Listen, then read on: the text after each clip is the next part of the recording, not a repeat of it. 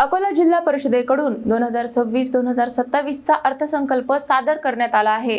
सुमारे 48.96 कोटींच्या या अर्थसंकल्पात शेतकरी, महिला सक्षमीकरण, शिक्षण आणि समाज कल्याण क्षेत्रांना विशेष प्राधान्य देण्यात आले। अकोला जिल्हा परिषदेकडून सन 2026-27 या आर्थिक वर्षासाठी 48,96,00,000 रुपयांचा अर्थसंकल्प सादर करण्यात आला आहे। या अर्थसंकल्पात शेवटी 19,05,000 रुपयांची शिल्लक राहण्याचा अंदाज व्यक्त करण्यात आला आहे। या अर्थसंकल्पात ग्रामीण विकासाला केंद्रस्थानी ठेवत शेतकरी, महिला सक्षमीकरण, शिक्षण आणि समाज कल्याण क्षेत्रांना विशेष प्राधान्य देण्यात आले आहे। कृषी विभागासाठी 2.10 कोटींची तरतूद करण्यात आली असून नैसर्गिक शेती, सोलर लाईट आणि आधुनिक साधन सामग्रीसाठी मदत दिली जाणार आहे। महिला व बालकल्याणसाठी 2.56 कोटी, शिक्षणासाठी 2.28 कोटी, तर आरोग्य विभागासाठी 1.82 कोटींची तरतूद करण्यात आली आहे।